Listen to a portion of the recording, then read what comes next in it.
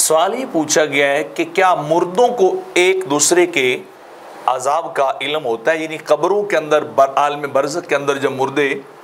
रखे जाते हैं, लोगों को दफनाया जाता है, जब उनकी बरज़खी लाइफ स्टार्ट होती है तो क्या उन्हें ये इल्म होता है कि दाएं बाएं जो है वो क्या हो रहा है? तो उसका जवाब ये है कि रूहों को अजाब का, एक दूसरे के अजाब दिए जाने का, अजाब में मुब्तला होने का कोई इल्म जो है वो नहीं होता। ये बस वही शख्स जानता होता है जो शख्स जो है वहाँ मुब्तला होता है। हाँ, अलबत्ता ये है कि नेक रूहों की बाम जो है वो मुलाकात आपस में होती रहती है, तो इस तरह से उनको अपने अवाल का, नेक को हर एक की बात नहीं कर रहा, सिर्फ नेक लोग और आला लोग जो हैं, अल्लाह के अम्बिया हैं, औलिया हैं, शुहदा हैं, ऐसे हैं, उन्हें एक दूसरे की मुलाकात से उनको एक दूसरे का अवाल जो है वो मालूम हो जाता है। लेकिन जिन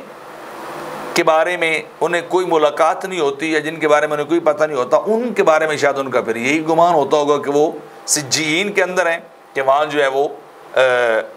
अजाब के अंदर जो है मुब्तला हैं। तो बहरहाल ये नहीं है कि जैसे दुनिया के अंदर हमें एक दूसरे की खबर होती है कि हमारे अड़ोस पड़ोस में क्या हो रहा है, हमारे दाएँ बाएँ क्या हो रहा है, उसकी कैफियत क्या है।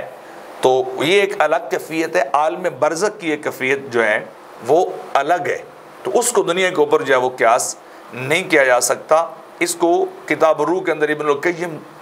जो है उन्होंने बड़े वाज़ेह तौर पर इस बात को तफसील के साथ जो है वो बयान किया और लिखा भी है और